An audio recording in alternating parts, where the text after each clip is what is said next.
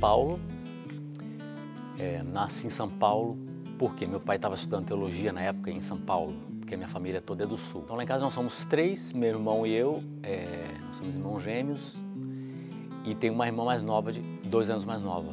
Então são 3 lá em casa. Então, mas irmãos gêmeos é uma dinâmica diferente, né? Eu lembro que ele ia bem em matemática, física, essas coisas. Eu ia bem em português, história. Então, embora gêmeos, mas personalidades bem diferentes. E a gente também não é aquele tipo de gêmeo idêntico, né? A gente é gêmeo bivitelino. A nossa vida inteira foi com a igreja, né? Meu pai era o tipo de pastor assim, que envolvia a família nas visitas, nas programações da igreja, no evangelismo que fazia. Eu sempre, a única coisa que eu aprendi na vida praticamente fazer foi fazer coisas para a igreja, né? Então, logo que eu comecei a mexer com música, já comecei a participar do coral da igreja. Então, na minha vida, eu não me recordo de um momento assim, que assim, não, hoje foi o dia, ou esse fim de semana foi o dia da minha conversão, né? Não ouvi isso na minha vida. Mas foi uma coisa gradual e de envolvimento constante, né? Eu sempre era curioso assim e gostava muito de ficar perto de quem fazia música. Na igreja, né? Sempre tinha um piano. A teologia surgiu num momento assim bem inusitado, na realidade, porque não eram planos meus assim de ser pastor e fazer um trabalho pastoral, porque eu era tão encantado com o assunto de música que eu estava direcionando a minha vida para fazer música. Claro, para a igreja, né? Para Deus, eu queria sempre fazer. Mas daí eu estava vindo do IASP.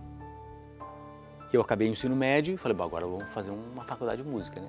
Prestei vestibular em São Paulo, passei, só que meus amigos todos, aquela geração de gente que vinha comigo, o sonho deles era estudar no IAE na época, né? Que era o colégio ali em São Paulo, Universidade Adventista. Muitos dos meus colegas da minha classe, inclusive do ensino médio, foram fazer teologia. Meu irmão também foi.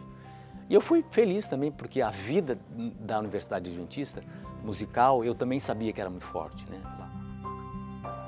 O curso de teologia, realmente o seminário, me deu uma visão assim profunda, eu diria, né? E abrangente da palavra, né?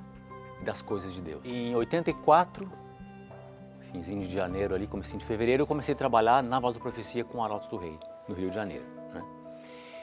Então eu fiquei lá até 90. Eu conheci a Lúcia quando ela estudava no IAE, nessa escola que hoje se chama UNASP Campus 1, né? Só que eu já não estava mais lá, eu já estava na Voz da Profecia. Eu lembro que aí as pessoas sugeriram, quando eu cheguei lá, ó, tem uma pessoa que você precisa conhecer, uma pessoa muito bacana e tudo. E aí eu conheci a Lúcia lá no colégio, numa programação que eu fui fazer. Aí começamos a namorar lá no colégio. E eu no Rio e ela em São Paulo. Deus abençoou a nossa trajetória e isso não foi assim um empecilho, não foi negativo, pelo contrário, a gente fazia questão e força de se encontrar, obviamente, de estar junto. Nosso filho é uma mistura de nós dois, né? E eu sempre brinco com ele, você é o herdeiro de todas as minhas dívidas e as minhas heranças. Tocou piano, toca violão, tocou trompete, né? Canta e é muito talentoso. E tá trabalhando hoje na área de publicidade, e na área de comunicação e rádio e TV. Mas não tem condição de uma pessoa trabalhar no Ministério do Arautos do Rei sem que a família esteja muito junto e fazendo uma parceria muito grande, né? Porque tem que pagar um preço alto, né? Nesse período que eu estava no Arautos do Rei ainda, né, que foi ali por agosto de 98, é que eu me descobri com esse câncer. Senti uma dor assim nas costas e a dor foi aumentando, mas é uma dorzinha assim que facilmente se confunde com uma dor muscular, assim. Ver a vida de um outro ângulo é sempre necessário em algum ponto da vida, eu acho, né? Ou ela acontece naturalmente pelo seu amadurecimento, né? Ou até pelas dificuldades da vida, né? E uma doença grave é uma dificuldade da vida, né? Eu passei a viver feliz com o pouco que eu tinha, né? E inclusive com a doença que eu tinha. É plano de Deus que a gente viva tão bem, que as pessoas olham pra gente e falam assim, bom, o que há nessa vida assim tão especial? Para você ter o privilégio de dizer, não, é porque, né, tem convicções, né? Eu tenho dependência de um Deus maior. Eu fiz um tratamento alternativo, como a gente chama, baseado na medicina natural. Não fiz quimioterapia, não fiz radioterapia. E Deus me concedeu a bênção de eu me curar. Aliás, de eu me curar, não, essa palavra está colocada, né? De eu ser curado, né? Ele restaurou a minha vida, obviamente, por todas as coisas que eu fiz que deve ter ajudado, mas pelo poder dele, com certeza, né? Eu tenho essa consciência.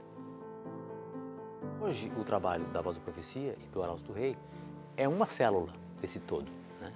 Então, é muito espetacular ver o que Deus fez com esse desejo que os pioneiros tiveram de colocar no rádio pela primeira vez a mensagem de Deus, né? Agora que eu estou de novo na estrada, né, me encontrando com as pessoas e cantando, um dos grandes diferenciais é que hoje a gente vai cantar e 80%, 90% das pessoas para quem você canta são pessoas que nunca te viram. Então, a TV só está de pé, na realidade, fazendo o que está fazendo, é porque tem esse projeto alavancador, né, do Anjos da Esperança. Então, todos os ministérios aqui da Novo Tempo, não só o Arautos do Rei, mas eles só existem dessa maneira, né, com essa grandeza, porque existe o projeto do Anjos da Esperança. Essas são as contribuições, né, de pessoas que se envolvem. O que acontece com as pessoas quando elas vêm a Novo Tempo? Né? Quando elas encontram na palavra que está exposta aqui, resposta para as coisas mais cruciais da sua vida, né? Quando eles encontram Jesus, por exemplo. Né? Não tem nada que pague, né? E é Novo Tempo que proporciona isso. Né? E essa mensagem chegou até as pessoas porque recursos apareceram, né, para que isso estivesse no ar. Então isso para mim é a resposta de todas as coisas. Né?